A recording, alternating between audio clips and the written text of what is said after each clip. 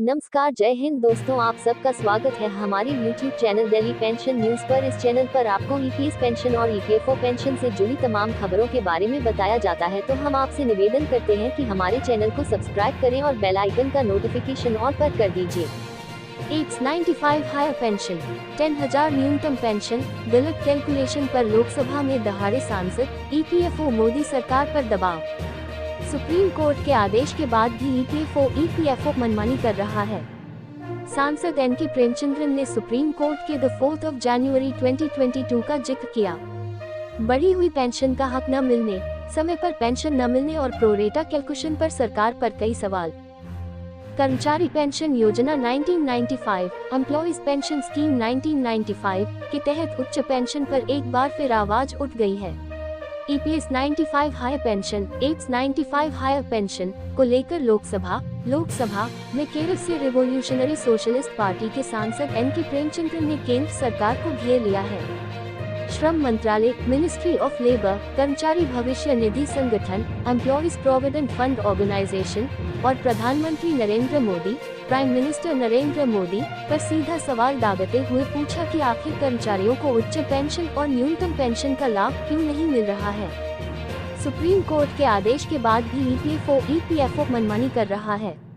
सांसद एनके प्रेमचंद्रन ने supreme court के 4 जनवरी 2022 का जिक्र करते हुए कहा कि 3 बातों पर जोर दिया: बढ़ी हुई पेंशन का हक न मिलने, समय पर पेंशन न मिलने और प्रोरेटा कैलकुलेशन को लेकर सरकार पर कई सवाल दागे। सांसद ने कहा, अभी तक कर्मचारियों को पीएफ फंड से हर माह कटौती होती रही है, लेकिन पेंशन स्कीम के तहत सुविधा नहीं मिल रही है। हर बार पेंशन बढ़ाने की मांग उठती है। श्रम मंत्रालय ने भी पेंशन बढ़ाने की बात कही है, इसको बढ़ाने की जरूरत है। सिफारिशें जा चुकी है, मंत्रालय ने ओके किया है, बावजूद बिल पास नहीं हो रहा है ताकि पेंशनभोगियों को बड़ी पेंशन का लाभ मिल सके। मौजूदा समय में किसी को 3000, किसी को 4000 तो किसी को 2000 तक पेंशन मिल रही है, जबकि करीब 10,000 रुपए पेंशन मिलनी चाहिए।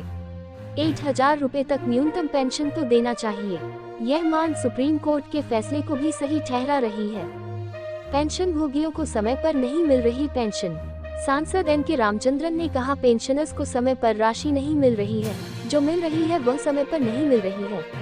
पेंशन भुगतान में लेट क्यों हो रहा है?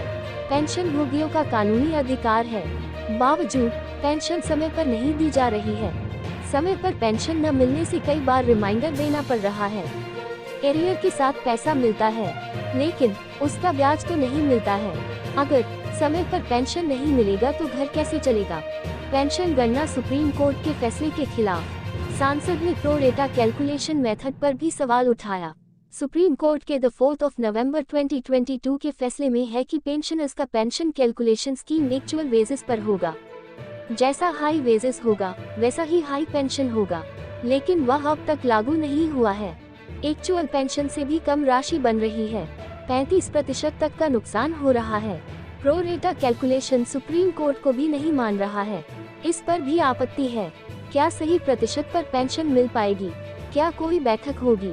देने की बारी आई तो भेदभाव। कुछ समय पहले भी यह बात आई थी कि हाई वेजेस पर जो गणना करते हैं, क्या पेंशन भी उतना ही रहेगा जो मिल रहा है?